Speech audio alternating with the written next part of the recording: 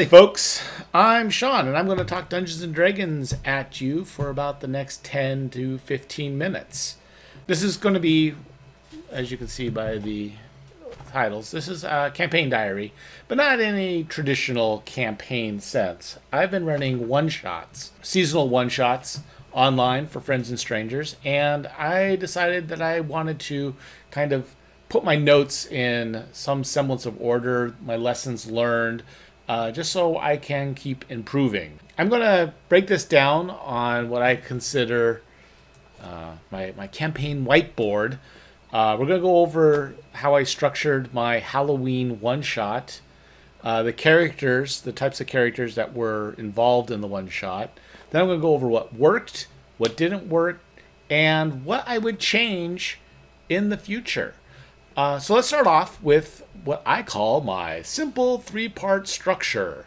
My whole goal here was to start the characters as close to the action as possible. This was a one-shot. It was a limited amount of time. I was running it for about 5 hours. In reality, it went 6 hours, and we still didn't complete the adventure the way I had originally written it. The whole point of this was to replicate a cabin in the woods style horror adventure. So it was the harbinger, so the original creepiness factor of, hey, you're about to go into something kind of weird and wild, the initial facing of the threat, and then the final showdown against the threat. Started the PCs off right at the edge of the forest. Their goal was to go investigate a potential fortress that was discovered on an ancient map. Definitely going to be a task just to get to the fortress. That was my first mistake. But I basically didn't want to start right at the fortress, but I probably should have. The initial facing of the threat, the big boss, the way I had it set up was, they were going to come across this fortress where there was a cult that had summoned a demon. The demon was still around, and they basically had to unsummon the demon. So the initial threat comes at sundown. The demon shows up. They fight the demon. They kill the demon. Hey, success! Hooray! And then the next day, the demon shows up again at the same time at the exact location where they killed it. So that moves the threat closer and closer in to where they were. The demon wanted the book that could do the unsummoning. The book explained in very clear terms exactly what needed to be done to unsummon it. So part of the adventure was finding the 3 components. I made sure that 2 of the components were actually on the characters. So it was like a wax and the book itself. And they just needed to find a bell. And there was a couple ways of finding the bell.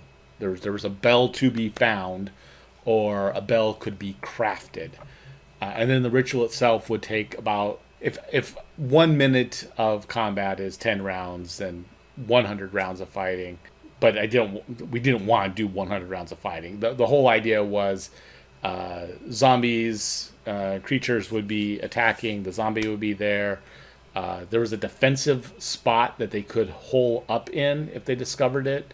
To do this ritual, so there was just one line of attack, or one entrance point that they had to defend, so they could jam it up, let the ritual go for 10 minutes. So 2 people had to be doing the ritual, 3 people could be defending, and it was really just a matter of defending until the ritual was done. Demon would be unsummoned, heroes saved the day. That is not how it worked. The characters, I did pre-gen characters. The pre-gen characters for the one-shot, because I get to control some of the backstory. I get to control the equipment that they have, the spells that are being used. When I created these characters for the game, I wanted to insert character types that I've not been able to DM for in the past. So I've never had a player play a Dragonborn. I wanted to see how that played out. I haven't had anybody play Barbarian. Wanted to see how that played out, so we got the Dragonborn Barbarian. Dwarven Rogue, standard kind of thing. Elvish Sorcerer, but made the Elvish Sorcerer evil and made him really kind of physically weak. This was truly a glass cannon kind of character. The Gnome Wizard Illusionist was just really a throwback to the original Unearthed Arcana when the Illusionist class came out. I just wanted a character that was all illusion based, just to see how that played out. Not great.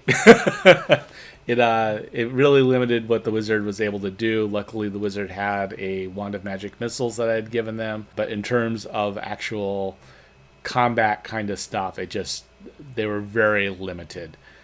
And then I threw in a Tabaxi Ranger Gloomstalker. I know Rangers are a complicated class to play, and it's really on the Dungeon Master to make them interesting and make them useful. And I was definitely relying heavily on the Ranger for the first part of the adventure as they were trekking through the forest, making the Ranger do survival checks and that sort of thing. But the other thing I did was gave each of the characters a personal goal. For the Ranger, the personal goal was to explore and learn more about this unique environment, which meant that the Ranger wanted to trigger random encounters. And I let them know, it's like, if you ever get more than 30 feet away from the rest of the party, that is a potential trigger for a random encounter. There was things that could trigger the random encounters. And so I wanted that tension of this Ranger wanting to explore and trigger these random encounters to achieve that personal goal, where everyone else either wants to get on to the fortress or wants to stay alive. that again, I'll talk about in terms of what worked. That definitely worked. It was minor tension. It was not direct character against character conflict. It was really, wait, why are we wasting time doing this? Why is this happening? Why are you doing that? Just really kind of subtle stuff. What worked? Setting up personal goals for the PCs definitely worked. I could have done it slightly better. I felt that some people didn't quite understand the goal. There was some abstractness in some of the goals, and that was not good. But everyone understood their goal and worked towards it, which created these minor character moments. I had two minor subplot elements for some of the characters. There was a lost company, a company of soldiers that went into the forest and they disappeared. And then there was a group of slavers who were part of the cult who raised the demon, who were also in the woods. And one of the characters had once been kidnapped and was enslaved by them and now seeking revenge. So we had the personal goals that worked out well. I can improve it. Needed to be more detailed, more specific, and there needed to be a more clear reward for achieving the goal. The other thing was the specific Ranger challenges. If you have a Ranger in the party, especially in the one-shot, having challenges that only the Ranger can deal with was definitely a bonus. That the rest of the party it was clear to them the advantage of having the Ranger with them. Starting the adventure close to the action. So basically, my intro text was the League of Exploration and Maps has hired you to go investigate this fortress. Your goal is to go into the woods, find the fortress to see if it's actually still there, determine the condition, and return. No negotiation of how much you're being paid in that. You can do that in a one-shot. There isn't a follow-up adventure. There isn't a greater goal that these players are trying to accomplish with their characters. You don't have to worry about negotiating price, but I make sure it all seems very fair. I started them right when they had to make their first game decision about entering the forest. It's just, the time in the forest was not properly spent, which we'll get to what didn't work. I used the Hag as the harbinger that the PCs would meet, and the PCs, being PCs, saw the Hag. I didn't obfuscate it. It's like, here's a Hag, and there's some other Fae that's around the Hag. There was a hut in a swampy area. It was at night, so it was dark.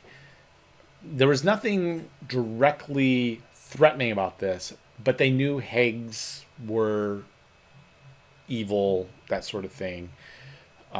So they chose the path of attack and kill the Hague. They attacked, so they didn't get the information that the Hague had, which wasn't critical, but it was to give them a sense of, oh, yes, there was an army company that had come through here a few years ago. Yes, there were slavers. The Hague and the Fae and the Forest hate the slavers.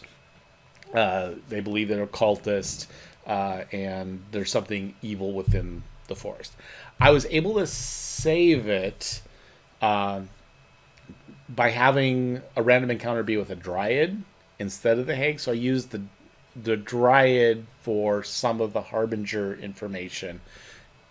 One of my players interpreted their backstory as they were a coward, and that led to some not fun moments for them, because they were like, oh, I have to run away from this. And that wasn't how I meant the backstory. The backstory was that they're not risk takers. They will let more powerful people go forward, but they'll still be there, but they don't do things alone. So it was interesting in suddenly the group realized they couldn't rely upon this character to contribute to combat in a significant way. Truly, the other issue was too much time was spent on the first and second parts. We left no time to deal with the puzzle of the climax. So we got one combat encounter with the demon and some zombie types. That was it. Like we were at the 6-hour mark. People had to go to bed. It was a Sunday night. There was work the next day. So I just let that be the end. And then I narrated. And you read the book. You find you had to do this ritual. You did the ritual. And the demon disappears and is gone. And everything is good. That's how I had to end it. It was not satisfying for me. The players said they enjoyed it. I just feel like if I would have planned that first part better, the puzzle of the adventure could have been played out. That in fact, it bothered me so much that I emailed the players a copy of the adventure as it was meant, as I had written it, just so they could have that, because I really was sad that we didn't get a chance to explore it. So what would I change for future one-shots? I'm going to connect the personal goals I gave the players to inspiration opportunities. So if they achieve these goals, then that is inspiration. So they have that opportunity of getting inspiration. But if they know that if they achieve this personal goal, they get inspiration, it's something very tangible, something very game-oriented, and something that they could use in the final battle, they're going to really push for those inspiration opportunities. Instead of a 3-part structure, doing a 2-part structure for a one-shot. So there is no need for the intro, the facing the threat, and then the defeating of the threat. Let the facing of the threat be the defeating of the threat. So you have an introduction, and then you go right into a boss battle. Again, only for a one-shot. Only when you have the 5 hours. Because all that other time makes the climax moment of the story too short. When I create pre-gen backstories, I'm just going to be a little bit more careful, keep things a little bit more broad, and then ideally invite the player to contribute elements so they feel a bit more connected to the character. I usually set these one-shots up about a week and a half to 2 weeks before we play them. Getting people set up with the character has been kind of a nightmarish experience for me. They're not, they have lives, and so they're doing a bunch of stuff and they're trying to coordinate it, and this is not a high priority for them, but ideally I get them set up with their characters sooner than later, and we can have a brief moment, we're talking 5 minutes of, hey, give me why would this character accept this mission? One of the things I have done is if I've played with them. I did this for the Christmas one shot.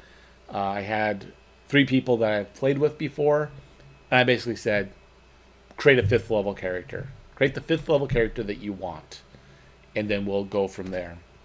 And that worked out well. So they got a character that they had a better understanding about, that they were a little bit more connected to. I had them select magic items from a specified list, so I knew what those capabilities were. And then I thoroughly reviewed their characters for understanding what spells, what direction they were going with for spells and other things. I like having more control over for the one shots, more control of the characters, but I think there's a balance there of letting the players feel connected to the character, so they feel more engaged with the story, things like that. I mean, it's eventually why I like homebrew campaigns is I have that control of there's these organizations and there's these elements that you as a player put into your character's story, so everything is combined. When everyone is just jumping into a generic campaign adventure, there's stuff in the backstory that just doesn't make sense and won't come to play, and they feel like they've wasted time. Maybe, I don't know. I like creating backstory for characters, so I don't never think it's a waste of time. But anyway, that is the diary entry for my 2020 Halloween one-shot, Fortress in the Forest. If you would like to see the actual adventure that I ran, just let me know. I'll make it available for people to take a look at, create a PDF link or something. I plan on doing many of these one-shots. I just finished up a Christmas one-shot, which I'll do a campaign diary for. Thought that went really well as well. But this is how I hope to give back to the D&D community, the gaming community, tabletop community, is taking these moments and sharing what I learned. And there's the Matt Colvilles out there. There's many people out there who do a much better job of getting into the nitty gritty and the detail of it. So this is just what I know I can do to contribute, and hopefully you found this entertaining. I hope that you come back for more of these in the future. I plan on doing some campaign diaries on my actual current campaign that I run on a bi-monthly basis. Right now I'm just going to focus on the one-shots because that's where I'm learning some interesting lessons playing with strangers on the internet, which I never thought I would do, but thank you, COVID. That's where we are. So take care, have fun, and I hope you roll 20s.